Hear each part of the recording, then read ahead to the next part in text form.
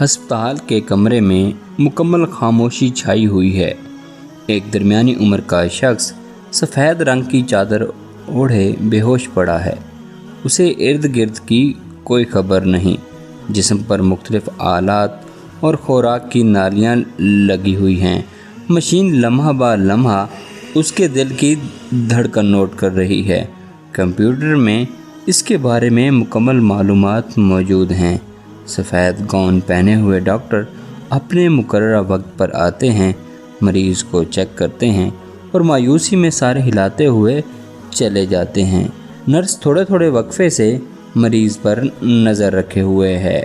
مریض کی حالت تسلی بخش نہیں ہے۔ وہ انتہائی نگہداشت کے کمرے میں کئی ماہ سے بے ہوش پڑا ہوا ہے۔ ہر روز بلا ناغہ ایک عورت اپنے 14 سالہ بیٹے کے ساتھ اس مریض کے کمرے میں داخل ہوتی ہے۔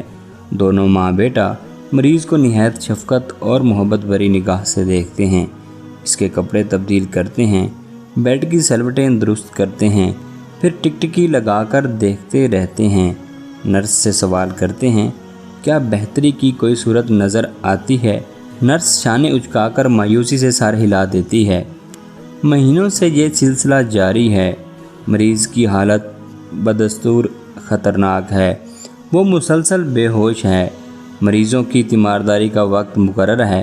ماں بیٹا وقت ختم ہونے پر بے چارگی کے عالم میں ہسپتال سے رخصت ہوتے وقت اپنے ہاتھ آسمانوں کی طرف اٹھا دیتے ہیں۔ جب تدبیریں ناکام ہو جائیں، امیدیں ساتھ چھوڑ دیں اور ذرائع بند ہو جائیں تو پھر ایک ہی دروازہ رہ جاتا ہے، اور وہ ہے آسمان والے کا دروازہ۔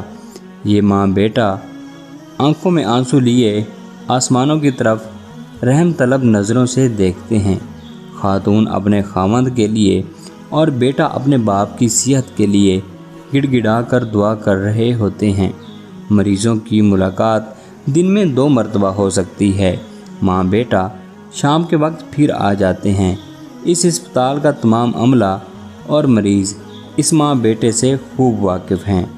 دونوں وقتوں میں 1 منٹ کی تاخیر کیے بغیر وہ مریض کے پاس پہنچ جاتے ہیں اور وقت مقررہ پر ہسپتال سے روانہ ہو جاتے ہیں۔ ڈاکٹروں اور ہسپتال کے دیگر عملے کو ان پر ترس بھی آتا ہے اور حیرت بھی ہوتی ہے کہ روزانہ 2 مرتبہ مریض کی زیارت کے لیے آنے کا بھلا کوئی فائدہ بھی ہے؟ وہ تو مسلسل بے ہوشی میں ہے۔ پھر ایک دن ایک ڈاکٹر نے اس خاتون سے کہا، بی بی، آپ لوگ روزانہ 2 مرتبہ آنے کی تکلیف کیوں کرتے ہیں؟ مریض کی حالت میں کوئی فرق نہیں ہو رہا۔ خاتون نے اس کے جواب میں صرف اتنا کہا، اللہ ہی سے مدد کی درخواست ہے۔ بالآخر ایک دن ایسا بھی آیا کہ ماں بیٹے کے آنے سے پہلے معجزہ رونما ہو گیا۔ ہوا یہ کہ کئی ماہ سے بستر پر بغیر کسی حرکت کے پڑا ہوا مریض کروٹیں بدلنے لگا۔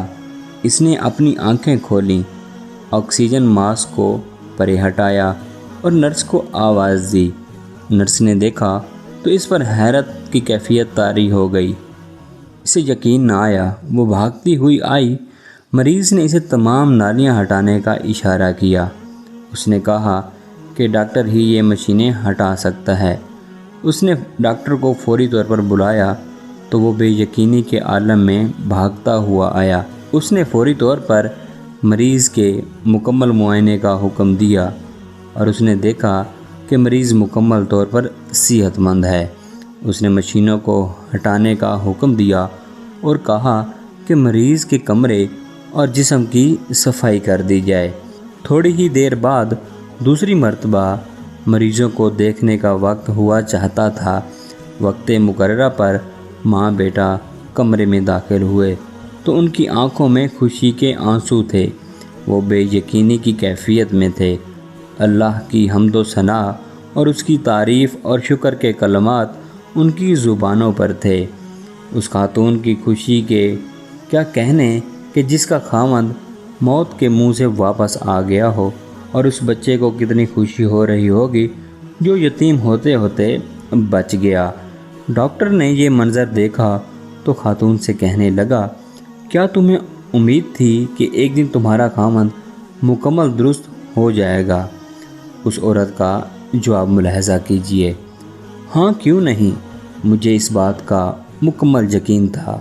ایک دن میں اپنے خاوند کو دیکھنے آؤں گی تو وہ بالکل صحیح حالت میں بیٹھا میرا انتظار کر رہا ہوگا۔ ڈاکٹر نے اگلا سوال داغ دیا، آپ کے خاوند کو شفا تو ہو گئی ہے، لیکن میں سچ کہتا ہوں کہ اس میں ہسپتال یا ڈاکٹروں کا کوئی کمال نہیں ہے۔ میڈیکل میں کچھ حدود ہیں، ہم مریض کا علاج کرتے ہیں اور اپنے علم کی حد تک تمام صلاحیتیں بروئے کار لاتے ہیں۔ محترم خاتون، آپ روزانہ 2 مرتبہ ہسپتال آتی رہی ہیں۔ میں آپ کو قسم دے کر پوچھتا ہوں کہ آپ کے معاملات کیا تھے؟ آپ اس دوران کیا کرتی رہیں؟ اس خاتون نے جواب دیا، ڈاکٹر صاحب، آپ نے چونکہ مجھے اللہ کی قسم دے کر پوچھا ہے تو میں آپ کو سچ سچ بتائے دیتی ہوں۔ میں پہلی مرتبہ جب آتی تو اس بات کا اطمینان حاصل کرتی کہ میرا خاوند اپنی حالت پر ہے، اس کی صحت مزید خراب نہیں ہوئی۔ میں اس کے لیے دعائیں کرتی واپس جاتی اور پھر میں اور میرا بیٹا فقراء و مساکین کے محلے میں چلے جاتے۔ ہم محتاجوں میں صدقہ اور خیرات تقسیم کرتے اور ان سے دعائیں کرواتے۔ آج اللہ تعالیٰ نے میرے صبر اور دعا کا مجھے صلہ عطا کر دیا ہے، میرا خاوند مجھے واپس مل گیا ہے۔ قارئین کرام، اس واقعہ کو لکھنے اور بیان کرنے کا مقصد یہ ہے کہ اللہ کی رحمت سے کبھی مایوس نہیں ہونا چاہیے۔ آپ صدقہ، خیرات، صبر اور نماز کا سہارا لیں۔